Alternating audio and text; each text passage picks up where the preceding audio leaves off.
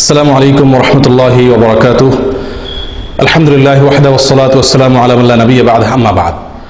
সুপ্রিয় দর্শক শ্রোতা ভাই বোনেরা, আজ আমরা কিছু কথা আরজ করতে চাই ওই সমস্ত ভাই বোনদেরকে লক্ষ্য করে যারা আলহামদুলিল্লাহ অনলাইনে অফলাইনে বিভিন্ন সামাজিক যোগাযোগের মাধ্যমে কোরআন এবং সুন্নাহর পক্ষে দাওয়াতের কাজ করে থাকেন। প্রিয় বন্ধুরা, নিঃসন্দেহে এটি অত্যন্ত গুরুত্বপূর্ণ একটি আমল, অত্যন্ত মর্যাদাপূর্ণ একটি কাজ।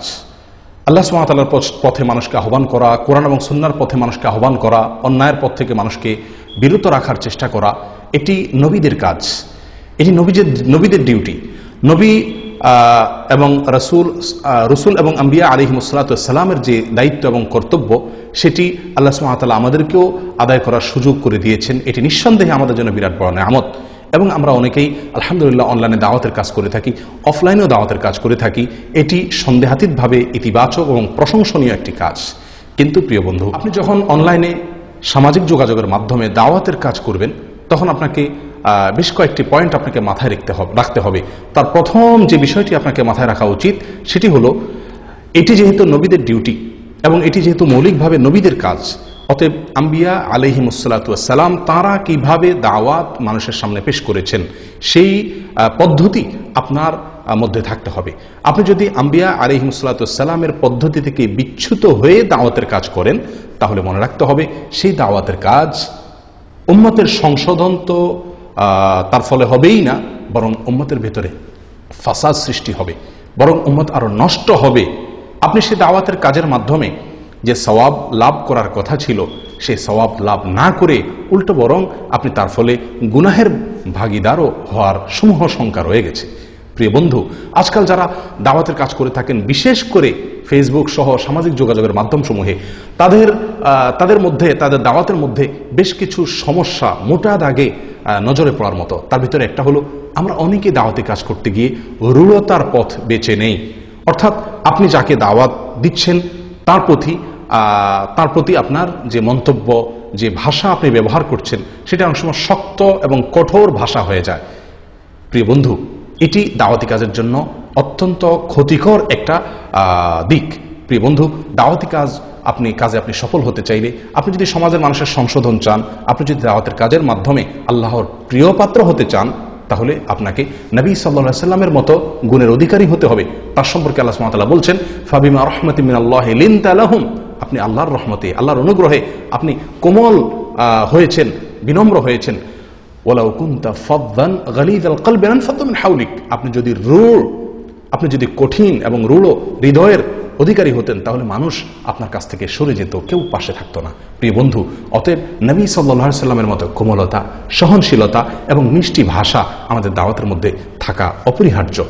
প্রিয় বন্ধু, তাছাড়া যে যুগে আপনি দাওয়াতি কাজ করবেন, সেই যুগের ভাষা আপনাকে রপ্ত করতে হবে। প্রিয় বন্ধু, আমরা অনেকেই কোনো নাস্তিককে অথবা কোনো আল্লাহ বিরোধীকে অথবা কোরআন সুন্নাহর কোনো বিরোধীকে অথবা কোনো জাহেল বা মূর্খ মানুষকে, যারা না বুঝে কোরআন এবং সুন্নাহর বিরুদ্ধে অবস্থান নিচ্ছেন, তাদের বিরুদ্ধে দাওয়াতি কাজ করতে গিয়ে অনেক সময় এমন কঠোর ভাষা ব্যবহার করি, যে ভাষা আসলে আমার ইসলামের সঙ্গে যায় না। প্রিয় বন্ধু, এবং শুধু তাই নয়, বর্তমান সমাজ ব্যবস্থায়, সভ্য সমাজে এ ধরনের ভাষার ব্যবহার সাধারণত হয় না। প্রিয় বন্ধু, আমেরিকার সবচেয়ে বড় শত্রু মনে করেন আল কায়দা, আইএস সহ অন্যান্য জঙ্গি সংগঠনগুলো, আল্লাহ আলম হাকিকত, বাকি বাহ্যিকভাবে আমরা দেখি তারা তাদের সঙ্গে শত্রুর মতো আচরণ করে। প্রিয় বন্ধু, এই যে তাদের শত্রুর সঙ্গে তারা কিভাবে শত্রুর প্রতি কোন শব্দগুলো তারা ব্যবহার করে, একটু যদি আপনি লক্ষ্য করেন, দেখতে পাবেন যে কোনো গালমন্দ নাই, সেখানে কোনো আজে বাজে ভাষার ব্যবহার নাই। সেই ভাষাগুলো কিরকম থাকে, কঠোরতা তো অবশ্যই থাকে, সে কিন্তু কঠোরতারও একটা শিল্প আছে। সেই শিল্পটা আমাদেরকে রপ্ত করা উচিত। যে যুগে যেটি সভ্যতার মানদণ্ড, যদি কোরআন এবং সুন্নাহর সঙ্গে তার কোনো কন্ট্রাডিকশন না থাকে, তাহলে সেটিকে গ্রহণ করা দায়ের জন্য অত্যন্ত জরুরি এবং কর্তব্য হয়ে দাঁড়ায়। প্রিয় বন্ধু, এই জন্য দাওয়াতি কাজে রূঢ়তা মোটেই করা যাবে না, অত্যন্ত বিনম্রতার সাথে দাওয়াত দিতে হবে। নবী সাল্লাল্লাহু আলাইহি ওয়াসাল্লাম বলেছেন, আর রিফকু মা কানা ফি শাইইন ইল্লা জানা ওয়া মা নুজিআ মিন শাইইন ইল্লা শানা। নম্রতা এমন একটা গুণ, এটি যে কোনো বিষয়ের সঙ্গে যুক্ত হলে সেটিকে সৌন্দর্যমণ্ডিত করে দেয়। আর কোনো কাজ, কোনো আমল, কোনো কথা, এখান থেকে যদি নম্রতা জিনিসটি সরে যায়, তাহলে সেটাকে ত্রুটিযুক্ত করে দেয়, সেটা কাজটা যত ভালোই হোক না কেন। অতএব দাওয়াতের কাজে শক্ত হওয়া চলবে না, রূঢ় হওয়া চলবে না, বিনম্রতার সাথে দাওয়াতের কাজ করতে। দ্বিতীয় যে সমস্যাটি আমরা দেখতে পাই সাধারণত, সেটি হলো প্রচুর পরিমাণ বিতর্ক, বর্ষা, ঝগড়া, ঝাঁটি ফাসাদ, এগুলো দাওয়াতের কাজ করতে গিয়ে আমরা অনেকে করে ফেলি, এগুলোতে লিপ্ত হয়ে যায়। না ভাই, এটি মোটেও করা যাবে না। বিতর্ক, বৎসা, ঝগড়া এটি নবীদের খাসলত নয়, নবীদের অভ্যাস নয়। তারা দাওয়াতি কাজের মূল মাইল ফলক, তাদেরকে দেখে দেখে আমরা দাওয়াতি কাজ করার কথা। আপনি আমাদের নবী সাল্লাল্লাহু আলাইহি ওয়াসাল্লামের সারা জীবন ঘেটে দেখাতে পারবেন না ঝগড়ার কোনো জায়গা তার জীবনে ছিল, ঝগড়ার কোনো অবস্থান তার জীবনে ছিল না। প্রিয় বন্ধু, তিনি ছিলেন আমাদের দাওয়াতি কাজের রাহবার, অথচ তার সারা জীবনে কোনো ঝগড়ার আলামত আপনি দেখাতে পারবেন না। আর আমরা আজকাল যারা দাওয়াতের কাজ করি, আজকে এর সাথে ঝগড়া লাগাই দিছি, তো কালকে অমুকের সাথে ঝগড়া লাগাই দিছি, অনলাইনে ঝগড়া তো অফলাইনে ঝগড়া, ফেসবুকে ঝগড়া তো আরেক জায়গাতে ঝগড়া। প্রিয় বন্ধু, এভাবে ঝগড়া বিবাদ করে দাওয়াতের কাজ হয় না। আপনি ইতিবাচকভাবে দাওয়াত দিয়ে যাবেন সত্য প্রচারের উদ্দেশ্যে। কেউ যদি বোঝার উদ্দেশ্যে আপনাকে প্রশ্ন করে, আপনি জানা থাকলে সেটা উত্তর দিবেন, আর না জানা থাকলে আপনি সেখান থেকে সারেন্ডার করে ওলামা একরামের শরণাপন্ন হওয়ার জন্য তাকে অনুরোধ করে আপনি সরে আসবেন। কোনো অবস্থাতে আপনি আপনার মতকে স্টাবলিশ করার জন্য কারোর সাথে বিতর্কে লিপ্ত হয়ে, ঝগড়ায় লিপ্ত হয়ে তার উপকারিতা খুব বেশি আপনি অর্জন করতে পারবেন না। প্রিয় বন্ধু, এক্ষেত্রে নবী সাল্লাল্লাহু আলাইহি ওয়াসাল্লামের একটি বিখ্যাত হাদিস, যেটি সুনানে আবু দাউদে এবং তাবরানীতে বর্ণিত হয়েছে, এটি আমাদের স্মরণে থাকা দরকার। নবী সাল্লাল্লাহু আলাইহি ওয়াসাল্লাম বলেছেন যে আনা যাইমুন বিবাইতিন ফি রাবাদিল জান্নাহ লিমান তারাকাল মিরাআ ওয়ালাউ কানা মুহিক্কান। অর্থাৎ যে ব্যক্তি ঝগড়া বিবাদকে এড়িয়ে চলল, বিতর্ক করলো না, বিতর্ক থেকে দূরে থাকলো, বিতর্ককে এড়িয়ে চলার চেষ্টা করলো, অথচ সে এই বিতর্কের সত্যের পক্ষে আছে, তারপরেও সে বিতর্ককে এড়িয়ে চলল, এই ব্যক্তির জন্য জান্নাতের মধ্যখানে একটি প্রাসাদের দায়িত্ব আমি নিচ্ছি। নবী সাল্লাল্লাহু আলাইহি ওয়াসাল্লাম বলছেন, সুবহানাল্লাহ। প্রিয় বন্ধু, আপনি যে বিতর্ক বৎসা করছেন, এই বিতর্ক বৎসা আপনাকে অনেক অনেক ক্ষতিগ্রস্ত করে ফেলছে।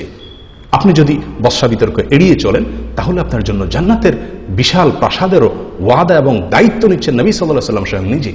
তাহলে আসুন আমরা এই সমস্ত বিতর্ক বৎসা করে সময় নষ্ট না করি, ইতিবাচকভাবে দাওয়াতের কাজ করতে থাকি। হ্যাঁ, এটা ঠিক যে কখনো কেউ হয়তো আপনার সাথে সত্যের বিরুদ্ধে কোনো মন্তব্য আপনার কাছে করছে, তো সে মন্তব্যের সুন্দর সুন্দর কোনো জবাব যদি আপনার কাছে থাকে, আপনি সেটি দেন। কিন্তু আপনি যদি দেখতে পান যে এটি অনর্থক বিতর্কের সৃষ্টি করছে, তাহলে সেখান থেকে আপনি সরে আসুন। প্রিয় বন্ধু, এর মধ্যেই আপনার আমার জন্য কল্যাণ রয়ে গেছে। এত বেশি বিতর্ক আমরা দেখতে পাই, বিশেষ করে অনলাইনে, বিশেষ করে সামাজিক যোগাযোগের মাধ্যমে, যে এই বিতর্কগুলো আমাদের দাওয়াতি কাজকে ত্রুটিযুক্ত করে, আমাদেরকে পিছনে ফেলে দেয়। শয়তান চায় আমরা বিতর্কে জড়িয়ে পড়ে আমরা রাগান্বিত হয়ে এমন কিছু বলি যার ফলে আমাদের দাওয়াত বাধাগ্রস্ত হয়, ক্ষতিগ্রস্ত হয়, আমরা নিজেরা ক্ষতিগ্রস্ত হই এবং আমাদের দাওয়াতের বেগ কমে যায়। প্রিয় বন্ধু, বিতর্কে তেমন কোনো ফায়দা বয়ে আনে না। হ্যাঁ, আপনি যদি দেখেন যে কাউকে দলিল প্রমাণের আলোকে কাউকে যদি বোঝানোর মাধ্যমে তিনি সুপথে আসবেন, তার সুমতি হবে, এরকম কোনো লক্ষণ যদি আপনি বুঝতে পারেন, তাহলে তাকে আপনি সেভাবে দাওয়াত করুন। কিন্তু কোন অবস্থাতেই সেটা যেন ঝগড়া এবং বিতর্ক বলতে যেটাকে আমরা বুঝাই, সেই দিকে নিয়ে না যায়। আল্লাহ তাআলা আমাদেরকে সে তৌফিক দান করেন।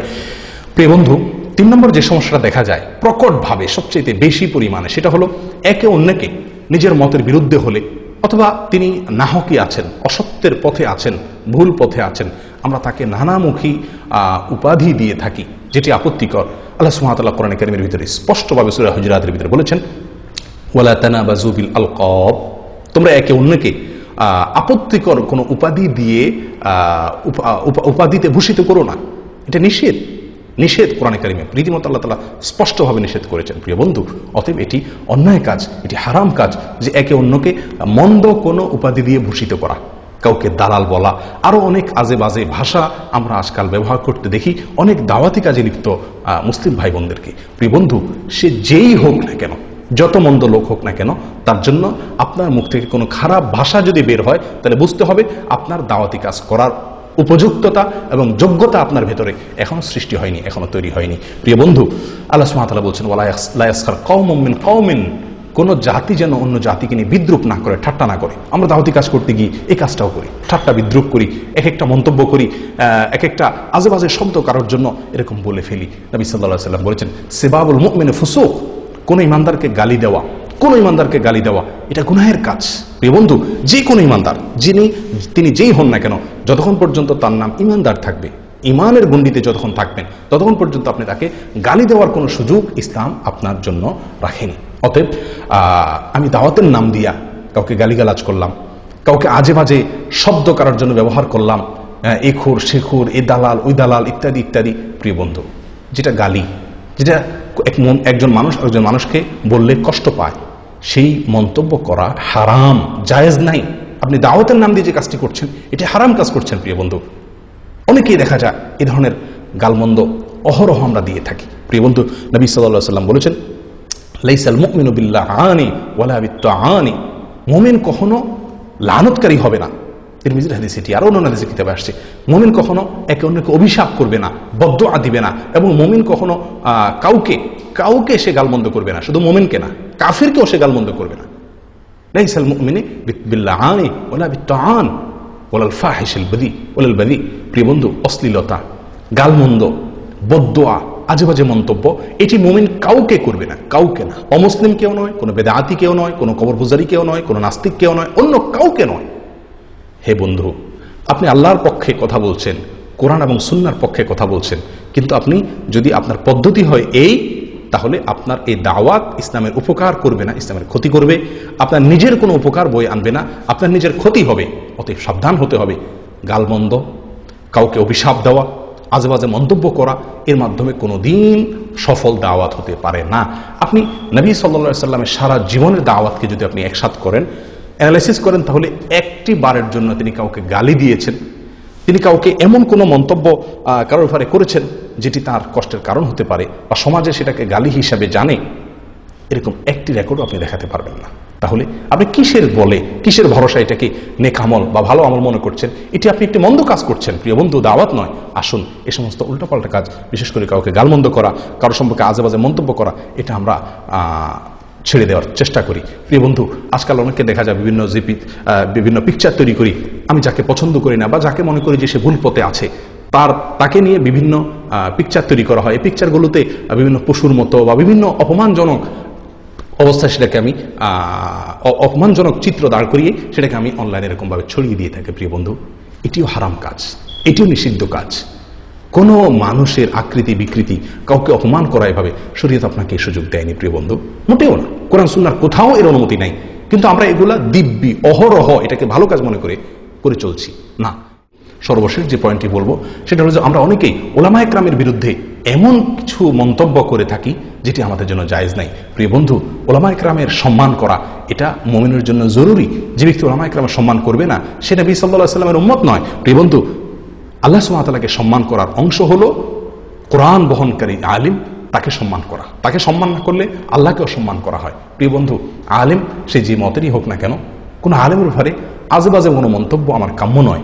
কোনো গঠনমূলক সমালোচনা যদি আমার দ্বারা সম্ভব হয়, সম্পূর্ণ তার মর্যাদা ঠিক রেখে শুধুমাত্র মন্তব্যের সমালোচনা, তাহলে সেটুকু আমি করতে পারি। কিন্তু আজেবাজে কোনো মন্তব্য করে কারোর সম্মানহানি করলে, বিশেষ করে আলেম যদি হয়, তাহলে সেটা আমার জন্য বিশাল বড় গুনাহের কারণ। প্রিয় বন্ধু, আসুন এই সমস্ত বদভ্যাসগুলো আমরা ছেড়ে দেই। দাওয়াতি কাজের ক্ষেত্রে এগুলোকে খুব বেশি খেয়াল করি। আমি আবারও বলছি, যে পয়েন্টগুলোতে আমাদের ভুল হয় সবচেয়ে বেশি, আমরা অনেকে রূঢ়তা অবলম্বন করি। রূঢ়তা অবলম্বন করার কোনো সুযোগ নেই। নম্রতার সাথে দাওয়াতি কাজ করতে হবে।